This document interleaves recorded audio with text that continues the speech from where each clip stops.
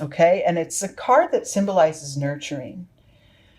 When we think of Mother Earth, we don't really always stay connected to the fact that how nurturing the earth is to us. The earth is the substance that the earth is made of is the same substances that our bodies are made of, right? And we receive everything that we need for survival from Mother Earth. The food that we need, the oxygen from the trees, the greens, the air. She nurtures our spirit just by continuing to thrive and grow even under just some you know maybe really difficult conditions, but the earth continues. And there's a very eternal quality to that our spirit and our soul can reflect upon. Okay. So, and what I'm getting from this reading, from this, from while shuffling off camera, um, in drawing in the energy of Capricorn as it pertains to nurturing, what I got was self nurturing. Time to nurture, time to receive, Capricorn. It's time for a little self enjoyment, whatever that is that you need in order to nurture your spirit, nurture your body, rejuvenate, renew, right? Whatever it is that you need. Some of us, it is more time with others, more time with friends and connections and family. For some of us, it is more solitude. For some of us, it is more exercise or more creativity, more expression. Whatever that is, some of it's simply just a hot bath every night, right? And just to take care of yourself in that way. So whatever that is for you in particular, you're guided to focus on that for the next few weeks to really be sure you're tending to your heart, mind, and body. Okay? So this spread, it's kind of a mess because I pulled extra cards, but it's my little creation called the tree spread. This center here is your starting point. This is where you are now. Thunderbolt. Look at that. So Capricorn, really, time to shed the things that aren't working and really focus on. This is a big change card. And this could be simply within you that you're recognizing the need for a new direction, more self-nurturing, right? Because the more you nurture yourself, then the more you have to give to others, right? So you need to sort of fill that tank. If you've been going, and really kind of spreading yourself thin to keep up with the rat race and the schedule and everybody around you, it's time to kind of take a pause and kind of stop all that right now. This shedding could also just mean a certain aspect of yourself that you want to, maybe you are an overachiever and an overdoer, and you really want to change that. You don't want to, you want to leave that behind and find new ways. It all starts with the self-nurturing, right? Caring for yourself is the highest act of love that you could ever experience, right? Self-care. We aren't really taught that a lot. A lot of us are, from the time we're small, and as humans, we're conditioned to sort of please others. You're a small toddler in school and you got to follow the rules, do what your teacher says, be nice, get along with others, share. We're always guided to consider others, which is a beautiful human quality. But we skip over that part that says, consider yourself as well. And sometimes consider yourself first. Otherwise, you don't have enough internal balance and self-love to give to others, right? So time to shift, time to make changes. Or this thunderbolt could also mean that a change has occurred that you don't have any control over. But it is okay. Take care of yourself in this. Take care of your heart. Take care of your needs. Okay, internally, you're getting it. You're mastering this act of self-care of knowing that if I don't tend to myself, the relationship between you and you, right? Between your persona and your spirit and your alignment with your truth, that relationship is the longest relationship you'll ever be in, right? Those quiet moments when you sit at night, or maybe you get a moment alone and your thoughts move through your mind and you talk to yourself. That relationship, that connection between your mind and your heart and you and you, I like to say, it's the longest relationship you'll have. And you're starting to really get this, Capricorn, and how important that is, that you're satisfied within. Because without being satisfied within, you're not satisfied without. And others can't really draw from an empty tank, right? So you're mastering that. Within you, you're getting it. More meditation, I would say, more self-care, more of those hot baths, more creativity, whatever it is that you need to align with, your own heart. And it's different for all of you, but the process is the same. Okay? Starts within. Yeah, starts within. In your external world, it's time to slow down. So this Thunderbolt card, remember the first thing I said was maybe you're overachieving. I'm feeling like for some of you, that's exactly spot on. And you really do need to sort of take a breath. Okay? Slow down, take care of you, whatever makes your spirit feel best, do it. Like, who are you going to harm? As long as you're doing well for yourself, who is it really going to harm? Right? And then if this is sort of a result of, if the slowing down in your day-to-day life is not a conscious choice, then just merely by focusing on you and taking practice in some self-care and self-nurturing, then this may happen just by default, right? An easier way of living, an ease between days and less frantic action and less stress, really. It starts with that self-care, but the result is always going to be positive. Okay? Moving forward, the key to moving forward here, oh, look at that. Well, less stress. Yeah, that's the key right there.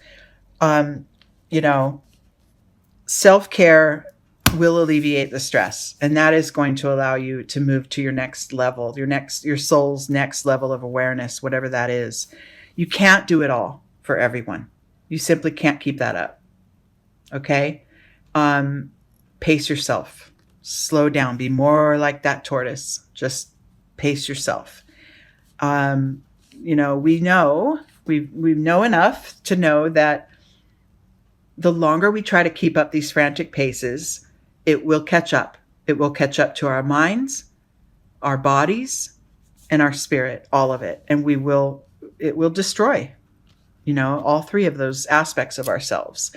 So, no matter how busy you are, no matter how high-powered your job is, or no matter how intense your relationship is, or maybe you have a handful of kids that are really hard to contain and guide, and maybe that's causing stress. Whatever it is in your life that's got you focused on the external, do away with it, shed it, like the Thunderbolt card asks, and work and just carve out time for yourself, if anything. Half an hour a day for you. Okay. That's going to help just sort of ease that path forward, and it will keep stress at bay. Okay. This may result, look at that. This may result in some mind games from others. If others see you putting you first, and they're not used to that, and they're more used to being first, right, at the top of your list, this shift may affect them in a way that they perceive as negative. And they might start to, cause trouble or play mind game, tell you, if you don't change back to how things were, I'm going to leave you, or I'm not going to be your friend anymore, or they start talking about you behind your back, whatever. That's okay. That's all okay, because you come first. You need to come first. Okay, Capricorn? It's okay. They will adjust. And if they don't adjust, then, the connection wasn't strong enough anyway, right? You make sure to stay. So in your act of self-care, make sure that doesn't turn into isolation. Okay. Like I said, carve out a little time every day. It doesn't have to be, oh, screw it, I'm shutting the shutters and locking the doors and bolting it all up and screw everybody. Although I understand the need for that sometimes too, but it doesn't have to be that extreme, right? Stay connected. This participation card is asking us to stay connected with others and from your heart space, right?